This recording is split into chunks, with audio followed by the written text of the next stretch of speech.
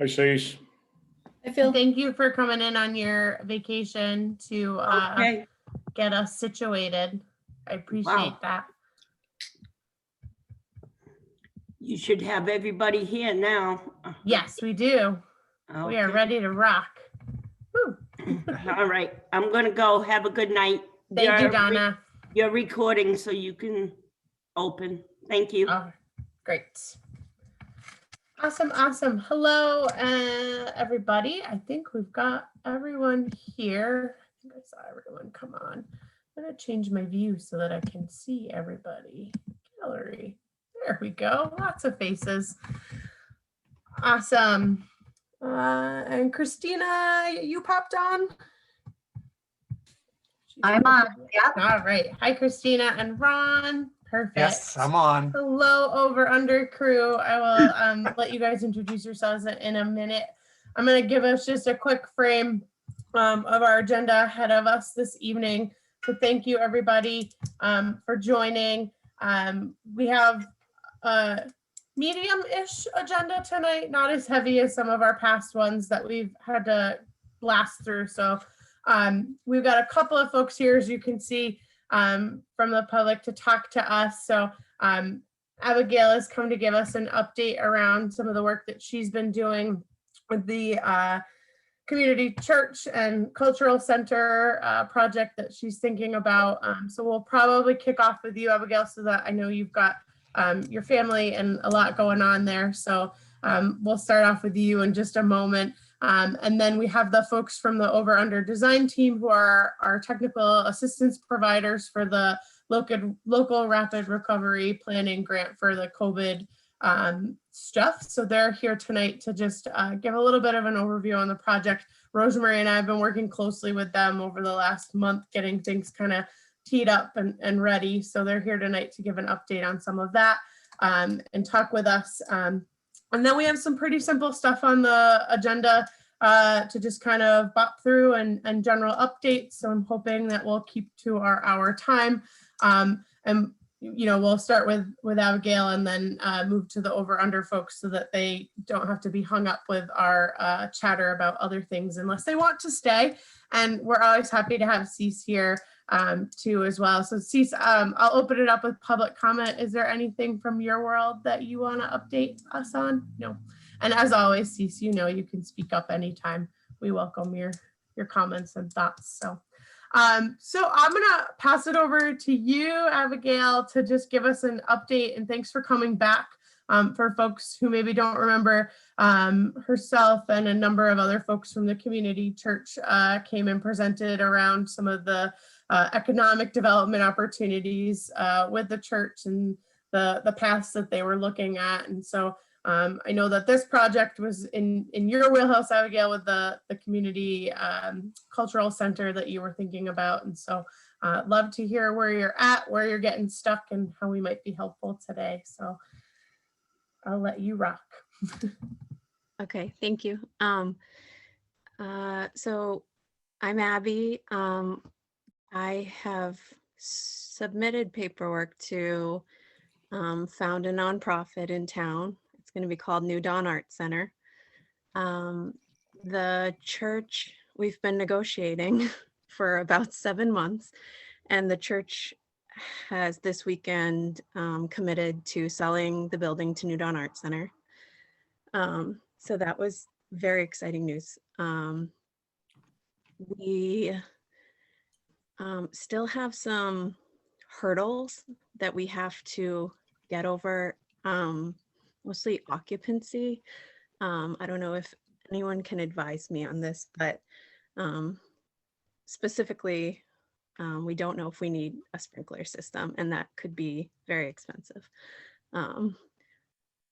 We somehow got past needing an elevator lift, so because it's a church. So anyways, these are some of the details, but there are some things that I'm wondering if anyone can give me some advice on. Abigail, you and I were going to get together and look at the finances and some of the operational aspects of that. Yeah. Let me know when you want to go and we'll do it. Okay, great. Yeah. The other thing that's kind of tricky for this situation is just starting off as a business in town. We will be a nonprofit corporation, but it's going to take around 6 months to get that approved. We're working with lawyers. But in the meantime, the church has agreed to be a fiscal sponsor for us. So I'm kind of finishing up a strategic plan for fundraising. That's going to be like a four phases of fundraising. And, you know, I'm a little hung up on the idea of the church as a fiscal sponsor, and if people will be comfortable with the money going through a church to get to the art center. They'd have to donate to the church, but you know, the money would come to the art center. But I'm wondering if anyone has any advice on how we will separate the two entities so that people aren't hesitant thinking that they're giving to a church. Obviously it's in a church building, but it won't be the church anymore. So yeah, we need a website and branding. I have to launch all of that. And then we're going to start programming this summer, hopefully under the fiscal sponsorship. So that's where we're at. Some of the problems with the town might be parking. I don't know if anyone has any advice on this. I know they're going to be reviewing the parking, how that works in town, and hopefully allow on-street to count towards our amount. But that might be another hurdle that we're stuck on. And I think that's where we're at. So, you know, we're looking for advice, obviously. It's happening, so that's exciting. I wasn't sure if it was happening for a long time, but it's happening. So yeah, those are some of the hurdles. Let me know what you think. Great. So I'll let folks open up with thoughts, questions. First thing is, if you want to talk offline too, Abby, I've worked a lot in nonprofits that have had fiscal sponsors, and some of the ways that we've handled that around setting up accounts within kind of the fiscal sponsorship so that it is still being held by the fiscal sponsor, but folks can write checks to the New Dawn Art Center. There's some strategic ways that you can do that, and I have some knowledge around that. I wouldn't say that I'm like the full out expert, so you would definitely want to consult with your legal folks around that, but I'd be happy to offer up some of those strategies. Richie, have we gotten a new building inspector person? Do you know The yet? building inspector, yeah. Yeah. Okay. Because that might be an easy reach out around some of what is going to be needed in the space. And I've found in the past that being proactive and upfront about where everybody is at is helpful, to just talk with them and see what kinds of things they will be interested in, what might be grandfathered in, what needs to be updated, that kind of stuff has been helpful, I think, to some folks in the past. So I think doing a reach out to them would be helpful. And I know that that's been a position that was vacant for a little bit. So it would be a great new relationship probably to build there. So I've talked to her and she says that I need to hire an engineer to clear the need for a sprinkler. So I guess I just was wondering if anyone has gone through that. I have, Okay. not in the state of Massachusetts, but the state of Rhode Island. After my company was located in West Warwick, and after the big fire down there in Rhode Island, the state and the towns went crazy on every manufacturing business down there. So, you know, a sprinkler system, wet or dry, is a very expensive proposition. Yeah. So we should talk about that. Yeah. Especially with the high ceilings, it complicates things. Yep. I'm just wondering what's triggering the what's triggering the need is the change of ownership that's triggering the need, or renovations that you're planning on doing? Just change of Okay. ownership, just because it was a church for nearly 300 years and they don't have to follow any requirements or a lot. They get away with a lot. Once it's a nonprofit, it has to meet, commercial, open to the public guidelines. I kind of thought maybe a nonprofit would get away with stuff as well, but it's the same as commercial retail apparently. So Right, we right. might need to go through that. Abigail, what's the holdup on the nonprofit? A nonprofit, because I have plenty of buildings that are not sprinkled and don't need to be sprinkled until we do renovation to it. So, and a renovation above a certain point. So again, it must be just the change in hand that's generating that. Yeah, and I'm hoping that they say we don't need it or don't need it immediately, because that would, we can't open the doors. We need to fundraise or get a grant for that. We don't have that amount of money right away. And, we need to be able to open the doors to fundraise. So Right. that's where I'm stuck.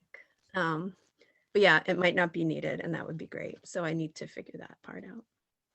What's the holdup on the nonprofit status? No, the holdup was getting a free lawyer for the arts, which I finally got. So they're reviewing the paperwork. They'll be mailing it this week. So that's the state paperwork for nonprofit status. You know you can do that online, don't you? I know. I wanted to just send in mine, but they wanted to, they said the lawyers need to approve everything. So I Yeah. sent them my copy. They're going to mail it in for me. So Yeah, okay. trying to follow the right process. But after that, they said that the IRS federal approval actually doesn't take as long as it used to because of COVID. There's a company online called Swift Filings, SWYFT, and they can set you up in business within 10 days. They take care of all the federal and all of the state. They set you up with a business agent. They do everything at the Secretary of State's office. It's painless and it's cheap. I will check that out. Yeah, if you get hung up, it might be a fallback position. Yeah. Okay. I'll check that out. Yeah. So as soon as the church actually makes the sale, then we have to have the sprinkler system put in. So that's just something that I've been worrying about. Because we can't fundraise for that if we can't have programming. So I don't know if anyone's dealt with something like that, but. So Abby, can I ask you a quick question on that? Yeah. So you're saying are you thinking about buying the building before you have the sprinkler issue addressed? Yeah, so that's the problem. Yes. The building sale would hopefully come first. And then as soon as we buy the building, they're no longer, in the meantime, they're going to be our fiscal sponsor. Yeah. And then we're going to kind of share the building. And then when we get our 501c3 approval, we can then make the building sale because it'll be tax-free at that point. So we can make the official sale. At which point we would have to shut down all programming if we don't have the sprinkler system in, because once the building is in the hands of the nonprofit, it has to be, to code. Well, so let's say you bought the building and the sprinkler, they demanded sprinklers and it ended up becoming a very expensive proposition that you couldn't afford. What then? Yeah, that's the problem. I would strongly suggest that you get a ruling on the sprinkler system before you go through with the sale. Yeah. Absolutely. Yeah. No doubt about it. Mm-hmm. It's something that we're trying to do right now. Because I'd be very cautious about that. Yeah. I don't know, Paul, do you agree? I absolutely agree. Absolutely. But, we can only offer advice and suggestion. You need to check with your attorneys and planners, but I would not personally do it. And Phil, it sounds like you have some experience in the past of working with engineers around some of the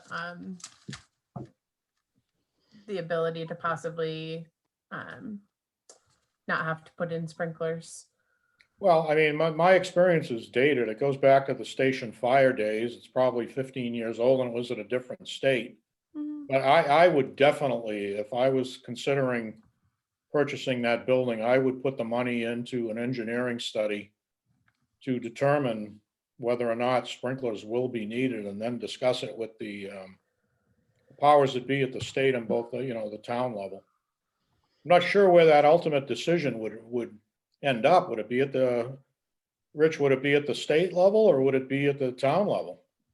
I'd say more the town, and then if the town's not happy, they bring the state in, Yeah, just like they did with the Creative Connection. yeah, it's a complicated issue. It is Yeah. very much so. The church had an architect look over it and they did not give any input on sprinklers being necessary. That report was read by the town inspector Mhm. and she said, they kind of omitted this sprinkler necessity, so I don't really have an answer, but she said an architect or an engineer has to answer for her. And then she goes off of their recommendation. So Was that the town attorney? the inspector, the new inspector. Oh, okay. Yeah, I haven't met her yet. Most of your inspectors now are going with whatever the engineer says, Yeah. and then they fight that sometimes. Mhm. Okay. Yeah. I guess the only other question I had is about zoning. It's strangely residentially zoned. And that does allow for educational services, which this will hopefully qualify as. But it doesn't allow for concerts, I guess you would call it, musical performances, or a cafe, two things that we were hoping to have in the Arts Center. So You would be able to go in for special permitting for that, right, Yeah. Richie? That would still be allowable. Because basically what would And happen. They're is if- also redoing the zoning, so you definitely want to talk to that committee that's redoing the zoning and let them know what your issues are, so maybe they can help you get this set up before you're ready to go. okay, is that the zoning board of The appeals? zoning bylaw review. So Bill Johnson Zoning is bylaw review, yeah, the heading that through the select board for their little committee. So yeah, it would definitely be good to talk to them, but also know that we do have overlays and special permitting. So it's not that you can't have those things. So like technically where I am, you can't have a farm on the acreage that I have, but I went through the special permitting to be able to do so. So there are pathways around that that are very red tapey and money filled, but it's easier to have just zoning that works. So that's definitely something that we should bring up to the zoning bylaw review folks. Okay, I wasn't sure how difficult it was to get a variance approved or anything like that, so. It's a single hearing. It's mostly money. I think ours, when we went through the process, cost about $500 all said and done, but we also didn't need to have a lot of the bigger engineering costs that may need to come, but it sounds like you're gonna have to go through that path with some of the sprinklers anyways. But yeah, it's a pretty painless process unless you have neighbors that would really contest this. So it's also talking about the folks that are around you and making sure that they're on board with this project as well. Okay, a lot of it is stuff that already happens there, piano Yeah. concerts and everything, so it would be, there is precedent, it already happens there, so. Abigail, are there any issues with the people capacity for that building? Not that I know of. Probably want to check that too. The only thing that was brought up to me was parking versus Yeah. capacity. So we have 27 spots, I think. Mhm. And that might be wrong too, but not many. And, I can't make there be any more spots. There's just not room. Right. So I'm not Should be sure. able to use so many off-street parking spots too, Yeah, because you have them down the street. I mean, it's that a lot of the businesses have in the future, so yeah, in the past. yeah. I've been told that's changing this year, so the on-street spots will count towards our total. But it still might not be enough, because, you know, you can fit 150 people, I think it is, seated upstairs. So I don't actually know how many parking spots you need for that number of seats. A lot of people. Yeah. Right now, like for our events, we share with St. Dennis. It's just a verbal agreement, I believe. Maybe it's a Off the written top of agreement. my head, I think it's 2 parking spots per vehicle. Really? Yeah, so you're looking at 70 plus Yeah. for 140 plus people. And that's So- not counting the entertainers, the showers, or anything else. So Yeah. it adds up. I mean, I opened the restaurant downstairs and I ended up having more parking than the whole town in combined to have to open that. Yeah. So, But they're working to change that. That's Yeah. why I want you to talk to that committee. Yeah. Okay. so one of the interesting things about the capacity of that building is AA has their meetings there on Sunday nights, and I had to go over there and observe one meeting when I was doing my graduate school work. There had to be at least 80 people in that room downstairs. Yeah, more, I think. And More, they yeah, park all the way down Chapel.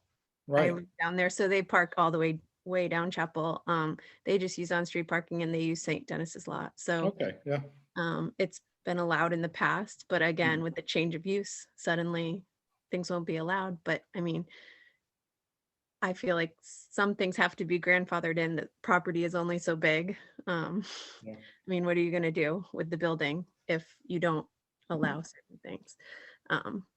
So I'm not sure, but I'll talk to them and see what they Yeah, say. I Talk to think that them would and be see a if good they- next step.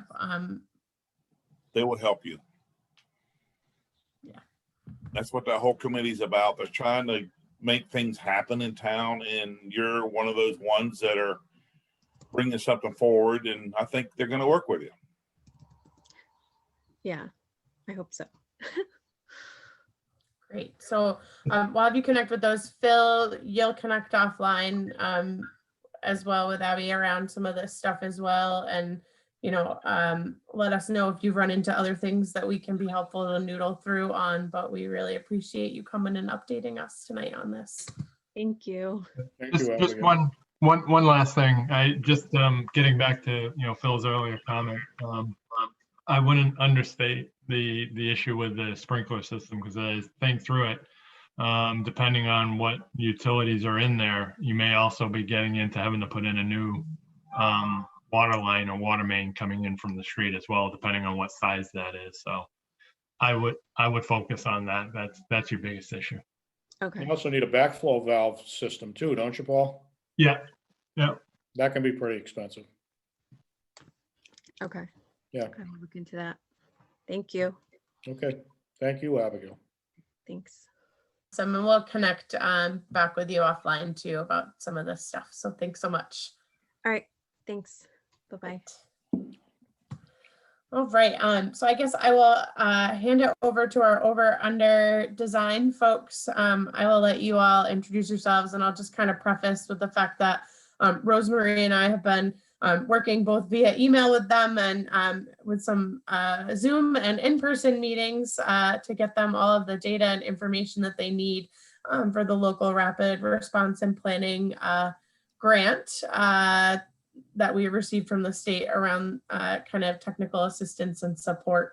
And it's just been a real pleasure to talk with them and have them kind of understand what some of our unique challenges are here in the community and some of the work that's gone on there. So Remy, does it make sense for me to hand it to you to start that off?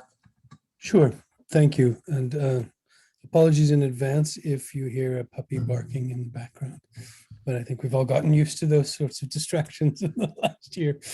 My name is Rami El Samahi. I'm a principal at Over Under. I'll let my colleagues here introduce themselves. Hi all, happy to be here. Brett Pearson, I'm a designer at Over Under. Been there for about 9 years now.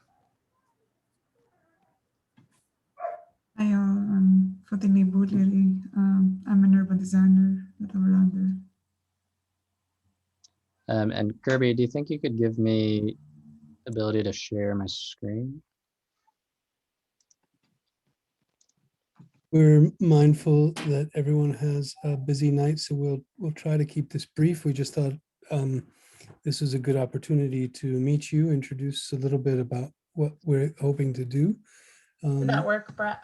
Yes, thank you. with Ashburnham, sorry, in the next few months. And okay, so tell you a little bit about ourselves and a little bit about the project so far, if that makes any sense, and then ask you perhaps for your thoughts, seeing you as you are a group that's sort of directly related to some of these ideas.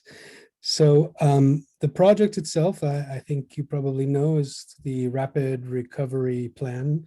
It was initially the local Rapid Recovery Plan, but they've now shortened it slightly. And it's really about sort of setting up cities and towns across the Commonwealth to kind of position themselves for what we hope is sort of a post-pandemic future. We are, next please, Brett. We are Over Under. We are an architecture and design firm. We do everything from graphic design work to interiors, architecture, wayfinding and signage, to urban plans. I'm a certified planner, trained as an architect. Fotini is trained as an architect and an urban designer, and Brett is trained as an architect with extensive experience in graphic design. Some of the work we do in the Bay State has included the sort of downtown plan for downtown Taunton. We're currently working with the city of Chicopee to help rebrand the Chicopee Center, which is sort of the downtown area of Chicopee, using a series of strategies from placemaking to wayfinding to new maps that kind of help you guide visitors around the downtown. And we've also worked in New Bedford, creating this sort of infill pop-up farmers market in the downtown area on a site that's not quite ready for development. So those are sort of a kind of a little bit of a idea, gives you hopefully a little bit of an idea of the sorts of things that Over Under do. Next, please. We're fascinated by your downtown. I love the scale of it, the ability to sort of walk from one end to the other in under 7 minutes, even though it's sort of within a very hilly topography. It's actually a fairly easy walk, as opposed to many other parts of Ashburnham. Next, please. And as that image showed, and this one shows, you have a remarkable sort of stock of lovely buildings from several eras of America's architectural history, including your town hall. Next, please.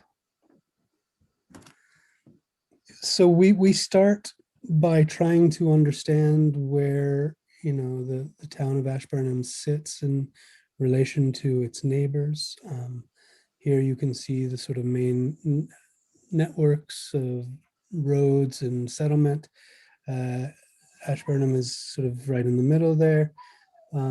These are really more for us, frankly, than for you. What we've highlighted in this map is some of the trails that we suspect are one of the main draws for visitors to the town, as well as the lakes. Next, please. And then kind of zooming more closely, here you can see one of those trails that comes close to, but not quite down to the village center. I don't think you can see my cursor, but you can see in the lower left corner is the rail trail, right? That is sort of approaching the village center, and hopefully will one day sort of connect to it, because I think that'll be a potential game changer. But correct me if I'm wrong, Fotini did these maps, but the darker pink is a 5-minute from the center, right? There's a 5-minute walking circle, and the light pink is a 10-minute walking circle. So you can see, you can move about the town quite easily and relatively quickly. Next, please. Fotini has put together a sort of 3-dimensional model of all the buildings downtown. We don't quite have the roofs the way they look, but the massings are there. We'll get to the roofs, but I think this is a great initial effort, because it also includes the topography, and you can see there is a gentle slope from one end of the downtown to the other, but we think that this will be a helpful way of thinking about things as we move forward. Next, please. One of the other things that we're trying to get a beat on is understanding the kind of seasonality of different events that take place in the village center. And that's everything from the farmers markets up on Old Meeting Hill to library open mics, Cushing sports events and graduations and whatnot, as well as the Frederick piano collection concerts, as well as other things that are happening on the common. So, we will hopefully add to this as we learn more, but what we're looking for specifically here is when things are happening in the center and where they're located. So kind of, are there sort of holes in the schedule that we might be thinking about filling, for example, and where might those take place? Next, please. In terms of the project itself and the process, it's sort of a 3-phase process. And the first phase is sort of what the state is calling diagnostics. The second is project recommendations, and the third is plans. In this first phase, diagnostics, we kick off the project, kind of define protocols, including the study area, the kind of terms of agreement. We will look to have a public presentation near the end of this period. You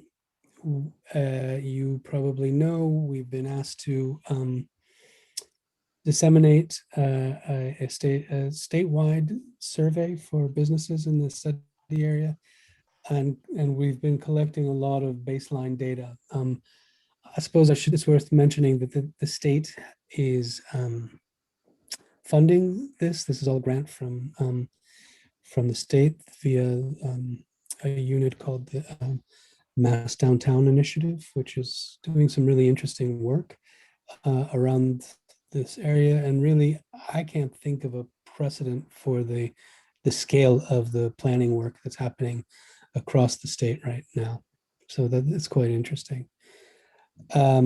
So we're sort of, in the middle of that, if you will, at the moment. And some of the drawings we showed you earlier represent our way of understanding the state, the area.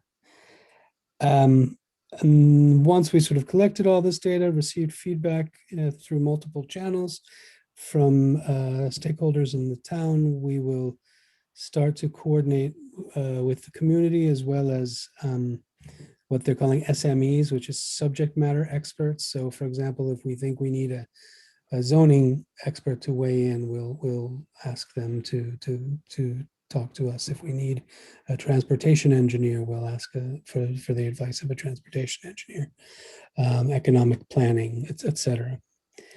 And then come up via public presentation, a kind of list of possible recommendations. And then in the final phase, we will sort of coordinate with the community and the subject matter experts and sort of create a final plan for moving forward. What goes into that final plan, frankly, is unknown at the moment. We have some ideas based on our initial observations and our initial discussions with Kirby, Rosemary, and Brian, but it is, we still have not received the results of the business owner survey, and we would love to take the next few minutes, if you are willing, to give us some feedback from this group. So we have 3 simple, perhaps slightly silly questions, but they're intended kind of as a way to provoke some response. The first one would be, what do you find unique about the village center? I've got a comment on the village center and your walking diagram. Ashburnham is really restricted on the lack of sidewalks. So you have to be very careful because the roads are narrow. And even though it's a time requirement, I really wouldn't walk on some of those roads. I hear you. Yep, well noted. We understand that there is, in effect, the beginnings of a complete streets project that will begin on the sort of north end of Main Street. And some of the problems are there, certainly, but it's not the only place where there are issues, I would say, from a walkability point of view. Okay. Also, the lack of parking in village center. You're going to hear that time and time again. Another comment would be the fact that it's a major road, Route 12, going through the center of our town. It's a historic environment, but we do have a lot of traffic that is passing through, so that makes it a challenge as well. I think the one benefit that you have with the village center, unlike other areas, and just for disclosure, I'm not a resident of Ashburnham. I actually live in Belchertown. So some of the challenges that I know you're facing in Chicopee, because you may be thinking you're working in Chicopee Center, but if you ask half of the city, they're going to tell you it's a different center. At least in Ashburnham, you have a designated area that is the accepted village center. That's a great point. Yeah.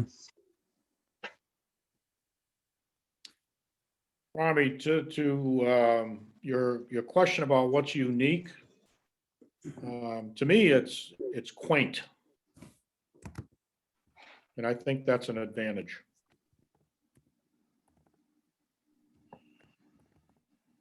And I do encourage folks to really speak up because they've heard a lot from Rosemary and I. And as you know, I have lots of opinions, but they're not everyone's opinions. So I want to make sure that everyone's heard. Richie, you've been in the downtown as a business owner for a long time. What do you think is unique about being down there? As far as walkability, everybody on this committee knows that our main concern is you can't walk but on one side of the street. Because you have the Village Pizza, the Brothers Pizza there in it. It blocks both sides of 101, one side of 101 and Route 12 on walkability because of parking. That's going to be one of your main issues in this whole reconstruction of your downtown area. And that's when I lost the building and we redid the building here. We got rid of the parking off the street to put it into a parking spot. That way it made the town more accessible for walking. So and I had to put in 2 sidewalks from 101 and on Route 12 to nowhere because you can't go there because of that restaurant. I have nothing against Brothers Pizza. They are one of the biggest assets we got in town, but we may need to work on trying to work with him to relocate. Rich, aren't we supposed to be redoing that intersection between Central and Route 12? Where does that stand? That I have no clue. I got no clue. Because that's got to figure into these. That this whole group intersection is your downtown main entrance on both parties, and it's on that one corner, and that's going to be a big issue, and we all know it. I don't want to be the one that brings it up, but I brought it up. It has to be addressed. Has Rosemary spoken to you about that intersection problem? No, She has. nobody speaks to me, but they all know it's an issue. I was talking to Rami, but okay, that's all right. Yes, She- we- If you ever came to, walk from my hardware store that way or go to the tavern and try to come that way, you can't Okay. without worry to get backed over. It's just, it's not a good area. And that's your main 2 roads in town, and that's that whole intersection's blocked on that corner for walkability. In business wise, great business, but walkability, no good.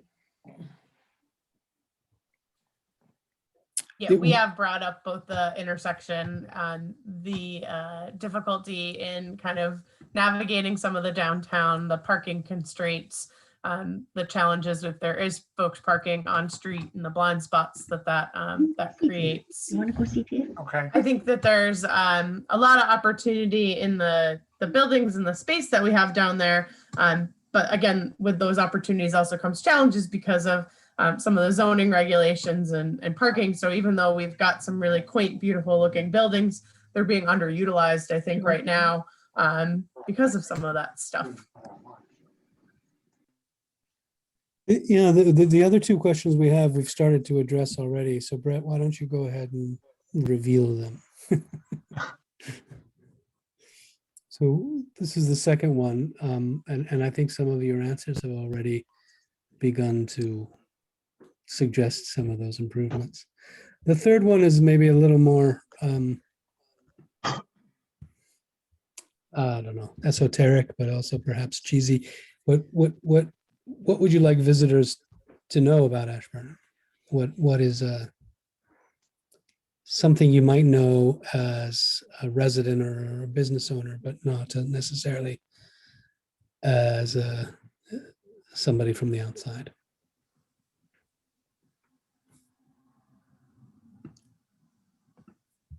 Well, again, Ashburnham is quaint. Like I think Phil pointed out, it's very beautiful, very scenic. We have mountains to climb, lakes to kayak and canoe on. So and it's peaceful. It's relaxing. So it's a nice place. It's a nice destination to come to. It's actually a sportsman's paradise in a lot of ways. Right. I'm going to say the outdoor recreation opportunities. I knew that they were here, but even when I moved here, I was shocked when I got the Ashburnham Conservation Trust, like all of the different properties that are here for folks to be able to hike and access. It's the amount of kind of preserved open space that we have in this community is incredible. And I think even folks that live here for a very long time don't always know that all of those exist. I don't know if you want to say anything about that, Cease, since this is a lot of your world. Well, the one thing that this has, I think, is it's a great jumping off point for a lot of trails that you have the Mid-State Trail that goes from New Hampshire to Rhode Island. You have the Wapak Trail that goes from Ashburnham to New Hampshire. From there, you can go over to the M&M Trail that goes across to Mount Monadnock.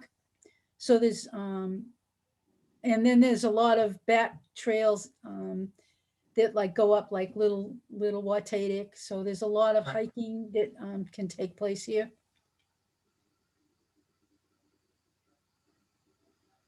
And now they're skiing, they're backcountry skiing on Watatic in the wintertime. So that's something that's, people had been doing it for a while, but now it's, this past winter became a big thing. We also have the oldest sportsman's club, I believe, Cease, in the Yep. Fitchburg Sportsman's Club Yep. in the country. Mm-hmm.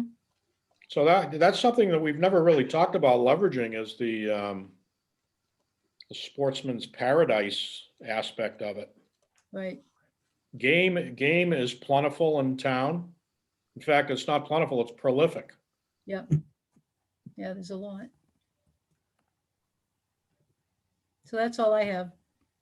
That's great, Cease. Thanks. Well, although, Ashburnham is sometimes, far away from things that, people need to get to, it is a uniquely placed town in that it's somewhat surrounded by, larger cities, Gardner and Fitchburg, yet a short distance to kind of get to, open land and country. So I think that's something that could be, marketed and communicated a little bit better and kind of be a draw into Ashburnham. I would concur with what Ron said too. I think it's a very nice environment. It's a clean environment. It's close to things, but you really feel like you're in the country. When you come home at night, it feels like being on vacation. It's really nice. It's also a safe environment. I feel very safe anywhere in town. You can also see the Milky Way at night because there's no city. The stars. City lights to That's obscure it. true. Yeah. It's true. And I think the other thing that I find just fascinating, and I think too because of Cushing, Paul, and some of the support of the students into the downtown business district, businesses survive here that probably wouldn't otherwise. To be able to have a local sushi place in a town like ours is not a normal thing that would happen in small rural communities. And so I think we have a lot of really interesting businesses between that and Creative Connections, and the market over the years has had a number of kind of iterations that I think have been appealing to folks. And I just think there's a lot of potential for kind of the cool niche businesses that pop up down there. I just would add, in your first few slides, you did have kind of the stuff that goes on in town.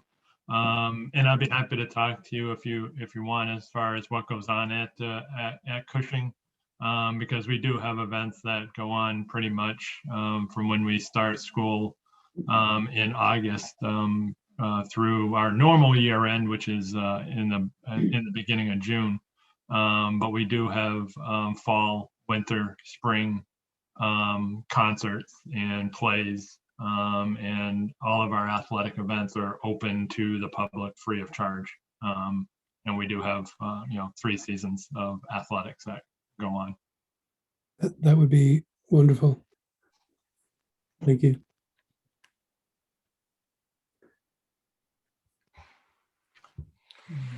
I guess I'll put in my chat if, in the chat, I'll just put in my contact information if you want to.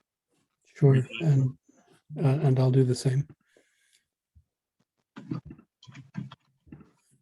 And then I guess the last question is, what would you most want to improve?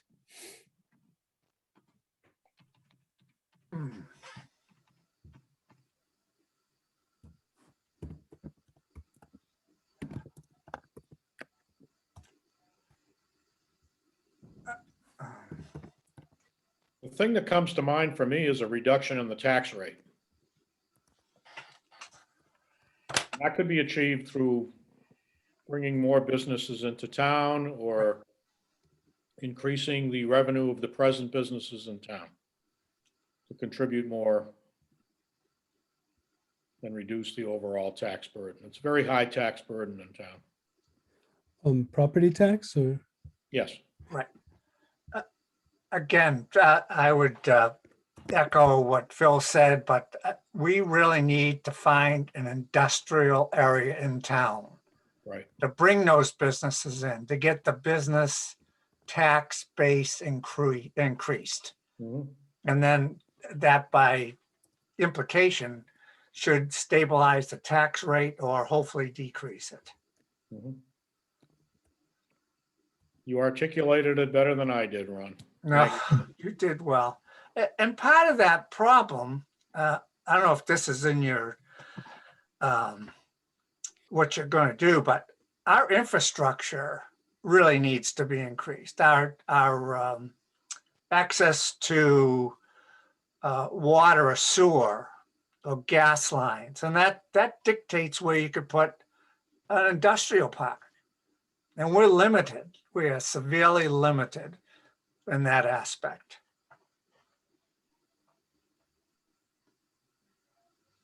Do you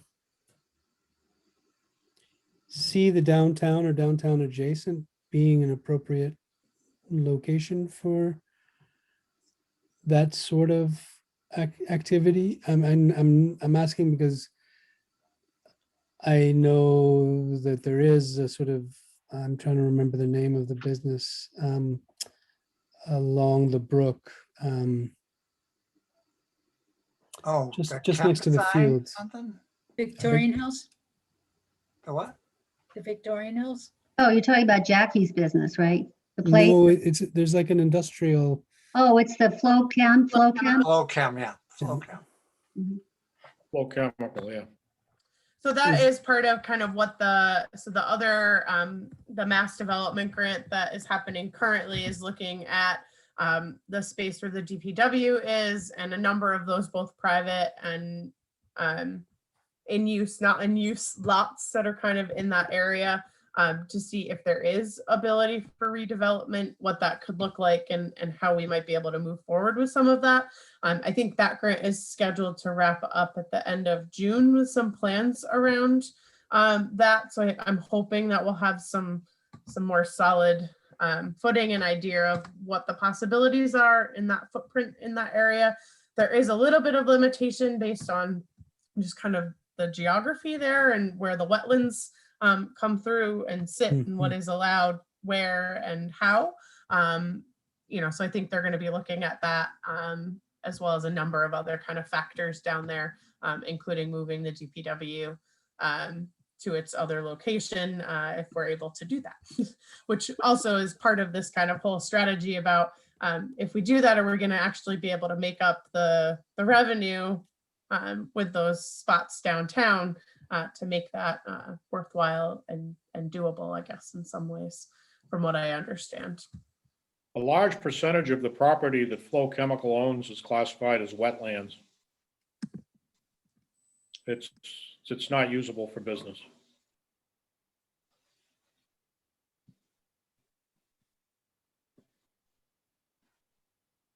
So are there other things that folks might want to bring up? And I also will say too, I think the line of communication is going to be open around this during this kind of information gathering phase.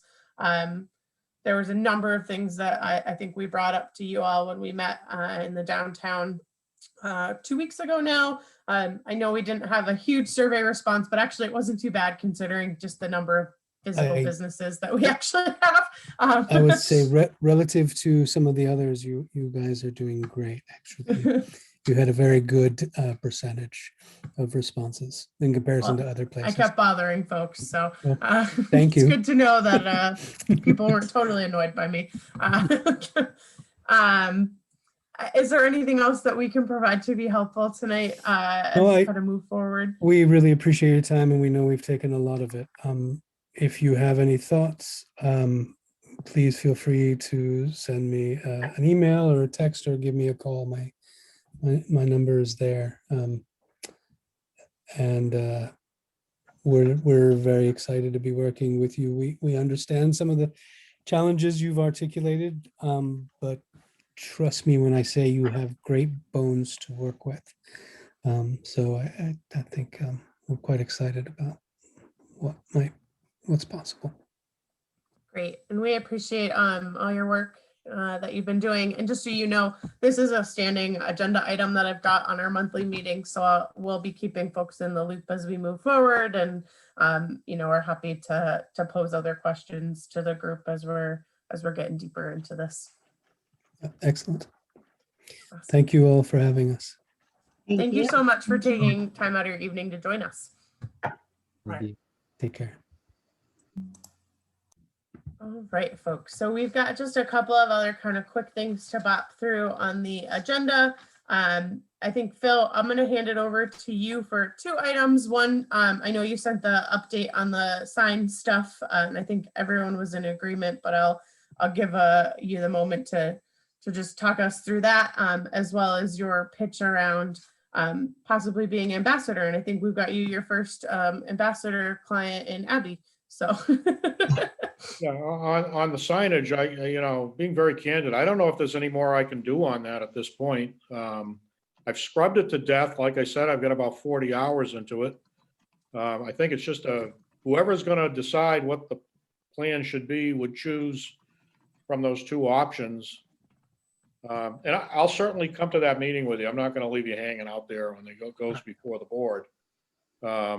So that's my position on it. And you know, one of the things that might happen is that it gets, you know, tweaked and tweaked and tweaked and look at this and look at that.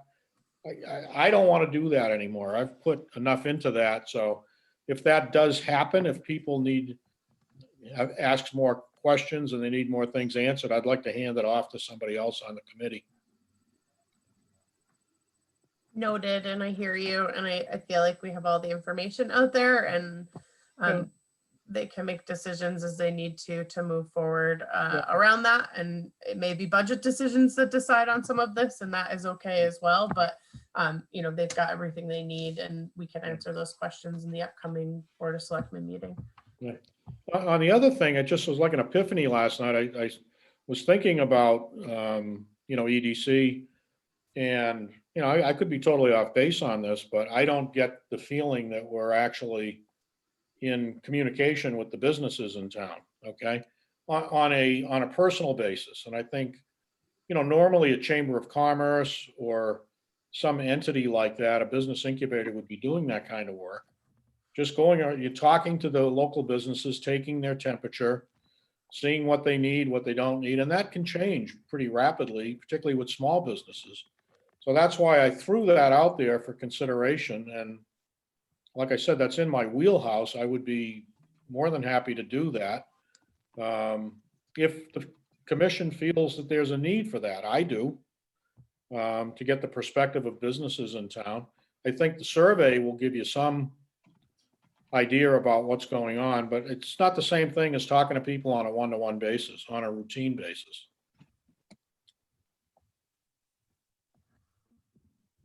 Oop, you're on mute. Sorry. Yeah.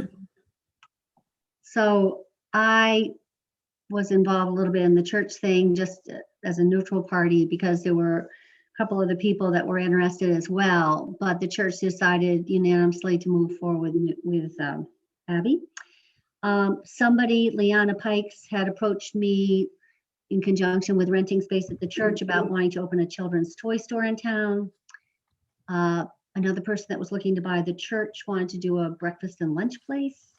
So there are people out there looking to do things, and it's like kind of connecting the dots with people that are expressing interest and then finding space for them, you know, and seeing if there's possibility, you know.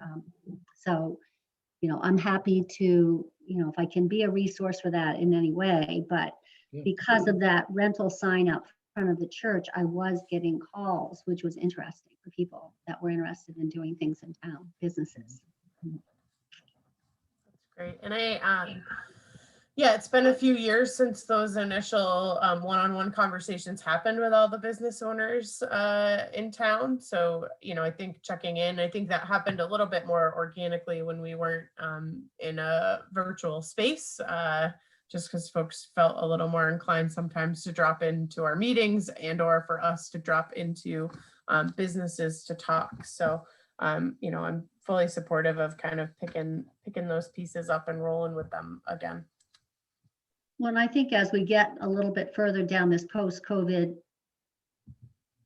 lease, it's going to improve in a way. People are feeling like things are going to start to open up a little bit more. So, Great.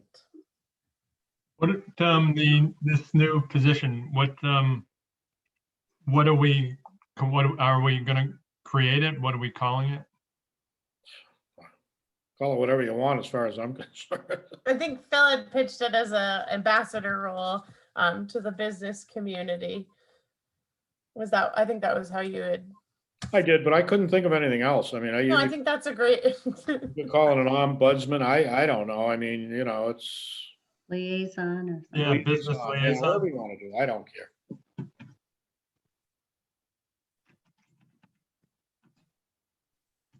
There are a lot of businesses in town that nobody ever talks to.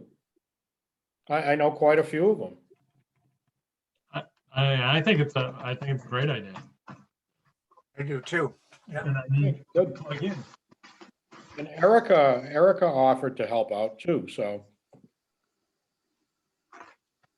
Do folks feel like we should take a vote around that in supporting moving that forward as kind of a quote unquote subcommittee activity of the group, I guess would be the best way to put it. And maybe we could just have a standing agenda item moving forward. So Phil, you could have a few minutes to talk about any interactions that you've had and things the committee needs to be aware of.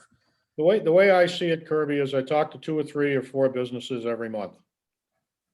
And go in, whether I do it personally or video, however they prefer it, and just find out what's going on and just report that to the group. At least they feel they have some visibility. Right. Which is, That's a great idea. that's a big deal. That's a big deal. Yeah. All in favor? I know. Yeah, I'd say aye. Aye. So let's just take a vote. All in favor? Aye. Any Aye. Aye. opposed? Any abstentions? Okay. You are duly knighted, Phil. Oh, is that the title? Knight? I don't Yeah, know. you're That's what I'm knighted. giving you right now. Knighted. Oh, geez. Prince Philip. Prince, I was going to say Prince. Prince, yeah. No, you don't want to go there. Oh, So for time purposes, I'm just gonna ask everyone if there's any pressing things that have come up in your committees that you all serve on in other spaces for updates. And I guess I'll start with ag since I'm talking, just letting folks know that we are going to be starting the farmers market back up again in next month. Oh gosh. And so there'll be a flurry of kind of info happening around that in the next week or two. We've been spending the last few weeks figuring out all the nuances with some of the regulations that have changed due to COVID. So we're just getting our ducks in a row around that, and we're excited to kick back off again and see everyone up on Meeting House Hill on the last Saturday of the month. I'm also going to be looking to try and tap a few folks to help volunteer, because we are going to need some folks to kind of help with greeting and crowd control around some of that stuff. So if you know of anyone who might be interested in hanging out at the farmers market here and there, I don't expect it to be the same person every month or even for the whole time, but we are going to need some folks to help us handle some of this given our post-COVID worlds that we're in, and the fact that all of us who volunteer to put the farmers market together have tables that we actively have to vend at. So it's hard to manage both. So I'm just going to put that out in the space. So if there's anyone you know of or think of, you can pass their info along to me, and I'm happy to reach out and let them know what that might entail. Kirby, I have a question. Yes. How many farms are there in Ashburnham? So, like legally registered farms in terms of like the ag department, there's 19. That's unbelievable. But there's more than that. Like actual like farms that are operating, there's more for sure. Is that a They're all play? different. What's that? Is that a play? Yeah, because There's- I don't think I don't know if I don't perceive that we're leveraging the farm aspect of the town. I think we try to as much as we can, in terms of the fact that many of our farms are smaller capacity here. You know, we got a few that have a little bit larger capacity, but we don't have farms in town that are similar to like some of these larger farms that can host these big events and that kind of stuff. Yeah. We got a lot more kind of smaller niche farms, you know, and I think things have kind of rolled down a little bit, lost their steam a little bit in the last year with COVID. And just everything, because it threw all of our worlds for a little bit of a loop for a bit, and we're just getting our footing back. But we had worked really hard when we had gotten the farmers market started up to get a map out. So even that farms that weren't at the farmers market were on, Okay. you know, a map for folks to be able to go and access. I mean, you literally could eat locally here, in kind of our community and our little surrounding communities. There's everything. But yeah, so there's a lot of opportunities, I think, there, but it's in a different way, I think, than kind of your typical marketing around that. Is there a need for Grange in town?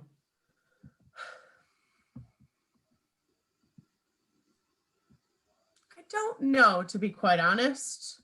I think that folks are pretty plugged into a lot of different resources that exist in different spaces. And there is some local connection around that. There's I think an informal Grange that meets in Ashby, that some folks are plugged into for that area. There's a couple of 4-H groups. There's the Central Mass Grown by Local group. There's a couple of other smaller groups that cross over in this area. And based on what kind of agricultural products you're involved in, you kind of go into the different areas that support the best. And we're pretty good at kind of navigating and talking all together. I will say that the farming community here is really open and wonderful. I found at least, and helping folks kind of navigate stuff. Okay, thanks. So other big updates from committees? I'll jump in. The marijuana review team committee, whatever our name is. We were provided a opportunity to tour Ethos, the facility in Fitchburg. That is a grower, processor, and retailer.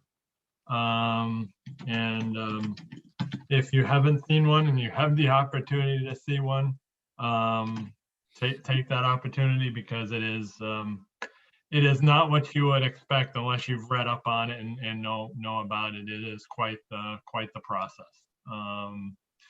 You know, from the mother plants to the seedlings to the processing and the drying and the conversion of it. It's not something that somebody without some significant financing is going to be successful in doing. And I think our committee has probably approved some that I think you know, have the knowledge and the finances to be successful. One that may be successful if they have the right people around them, and one that I don't think they know what they're getting into. With everything that needs to be done in order for it to be successful and the cash that it's going to take to do it. I mean, we're talking lighting systems that are on certain times of the day, provide different color light depending on what stage the plant is in, the air being monitored as to the CO2 levels and adjusting that as necessary, the watering, and then just the processing of it is very detailed. So very interesting. Glad I took the opportunity to do it. And I think for those people that are on the committee that have been able to do it, I think going to have a different knowledge going into these meetings. Great. Kirby, are you aware of the complete streets issue that just came up? I'm not, I have to be quite honest. I have not had much contact outside of the LRRP grant the last couple of weeks. Well, just for a couple minutes. Complete Streets, we've had the funding for some time. In fact, we've got to expend this funding by the end of June or we're going to lose it. Originally, 2 contractors bid on the job. One was disqualified, so we were left with 1 bidder. Unfortunately, his bid came in about $80,000 over our funding.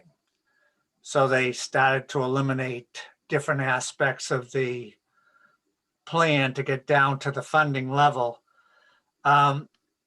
We were approached, the advisory board was approached by the selectmen because when they're doing the sidewalks, one thing that wasn't included was the vinyl conduit in the boxes for street lighting. Now that whole expense for Main Street turned out to be about $100,000. So Bill Johnson he approached the lighting department to see if they would pay half of it, $50,000.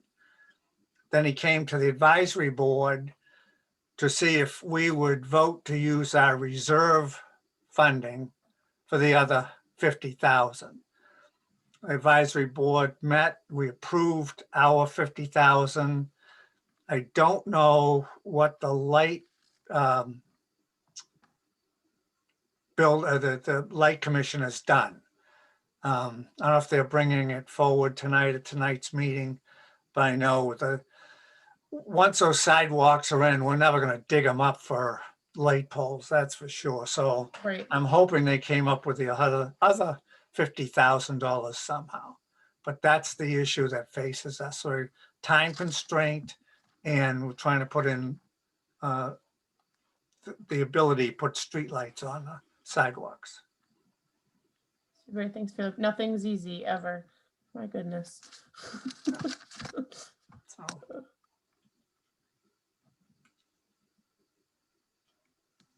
Anything in your world, Richie, from planning? All right. And I'm sure Rosemary would have had some updates for us, but she's at the Board of Selectmen's meeting because of the holiday. They got bumped into Tuesday. Christina, anything from your worlds?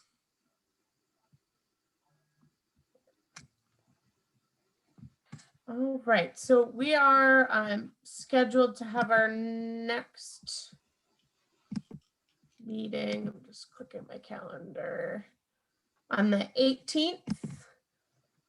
We'll make sure our agenda items move over from the things that we discussed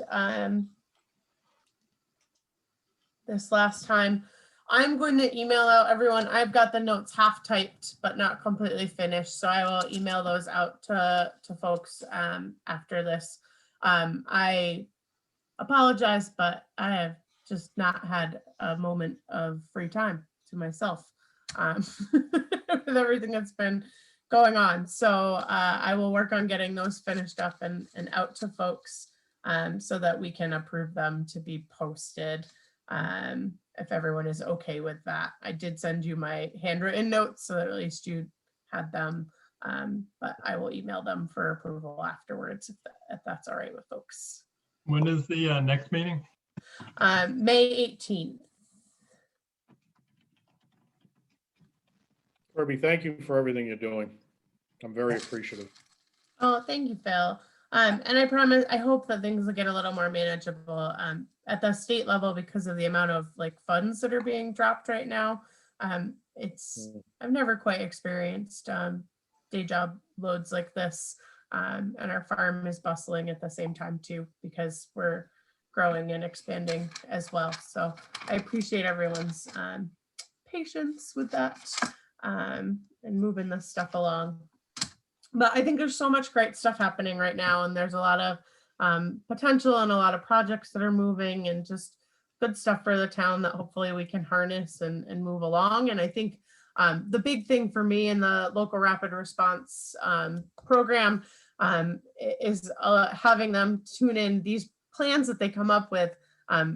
What I'm understanding from some of the trickle down is that these are going to be ready made for us to plug into the funding sources that are going to be rolling very soon. So I'm hoping that we can work with them to come up with some good solutions for some of the challenges that we're facing in downtown, and utilize some of their expertise as we hit some of those spots. So we shall see.